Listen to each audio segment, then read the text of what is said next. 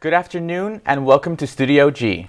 Campus news made for the rebel in you. I'm Ashley Palia. And I'm George Gonzalez. The Neon Museum has a new makeover, partnering with the one and only Tim Burton. Studio G reporter Katie Streit is on the scene with details. Nevada.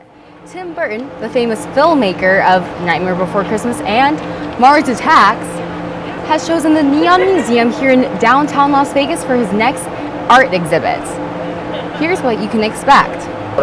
Every one of Tim Burton's exhibitions that have been touring around the world is uniquely catered to the city and the venue and the institution as well. Here, Las Vegas, Tim Burton at the Neon Museum is a site-specific exhibition that's a collaboration between the institution and the artists. He has integrated his works into the Neon Museum's collection so that it is seamless. It's a seamless, immersive experience as visitors visit the museum. This took a total of about 18 months, really. I showed him personally around the museum a year ago, and he took 1 million pictures. And so I knew he was already thinking about what he wanted to do. And from there, his ideas just grew. He then took them to paper and sketches and scale models. And what you see is the final product, and it's really incredible. My favorite part is actually the title sign, which is Las Vegas. And you know, we lost the Dunes sign in the implosion, so no Dunes signs exist anywhere. So he has recreated the outline of the Dune sign with Las Vegas on the top, with Stardust stars from the Stardust sign going up the center of it. Tim Burton has fans around the world. A lot of them are going to be coming to the Neon Museum for the first time. And so they're going to be exposed not only to Tim Burton's new creations, 90% which have not been seen, but they're also going to be exposed to our collection. And the two of those fitting together is a dynamic you won't see anywhere in the world. The Neon Museum put together a press conference with Rob McCoy, who is the director of the museum, and Tim Burton himself to discuss their inspiration for the unique exhibit. I had someone ask me last week, why Tim Burton? Why the Neon Museum? And I said, well, we're one of the most unconventional museums in the world, and I dare say that Tim Burton is probably one of the most unconventional artists and directors in the world. It's a perfect match. The last personal pleasure, the last 2 weeks, watching him work in the Boneyard and taking all of his ideas and the drawings that he's had for this exhibition the last year and bringing them to life. Growing up and being out and seeing these beautiful signs, and then I used to I think the statute of limitations is over. I can't get arrested now, but I used to sneak into the old place where the signs were, trespassing. And because they were beautiful, they were just like these old dinosaur bones. The Las Vegas Tim Burton exhibit is here at the Neon Museum from today until February 15, 2020. So make sure to get your tickets online today. Reporting from Studio G, this is Katie Streit.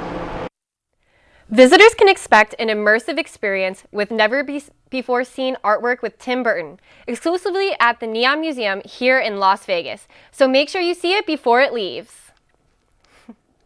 The Freakling Bros Trilogy of Terror has opened its doors to the souls daring enough to enter. I took a trip down to the 3 #1 rated haunted houses in the state for a spooktacular haunt. Halloween has arrived here in Las Vegas, and we're at the Freakling Bros Trilogy of Horror.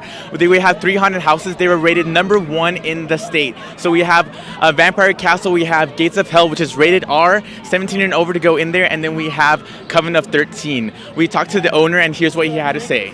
My dad started the company in 1992, but his whole philosophy was always that live actors are more powerful than anything you can do with an animatronic or something you can buy. So every single thing you ever see in a Freakling Brothers attraction, and we have approximately 45 actors, everything you see is a Freakling Brothers original. So, and they're very effective. While witches, warlocks, and vampires roam the haunted grounds, the souls daring enough to enter the gates of hell definitely got the fright they were searching for. And that was probably the scariest haunted house I've done in a while. Yeah, we So- had to get on our hands and knees and crawl through part of it. And Yeah. we got all wet. It was nasty. Although the Dark Lord and Baphomet, the leader of the Coven of 13, did not let us film inside the attractions themselves, we did get all the gory details for the souls willing to risk it all. Inside the haunts, these two haunts don't require, Castle Vampire and Coven of 13 do not require a waiver. Gates of Hell has its own waiver. And it's to make sure you know there are scenes of graphic violence. There's things that you could be triggered by if you have issues, PTSD. There's war scenes and suicide scenes and various different depictions of death.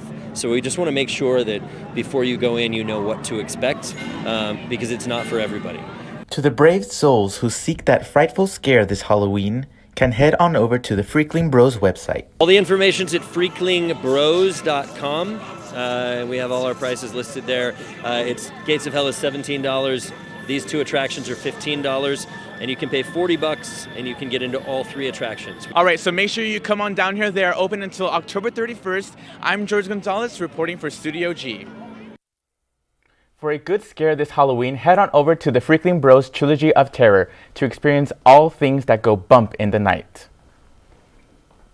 Locals are taking flight off the 215 in Jones. Our reporter, Zachary Green, has the latest.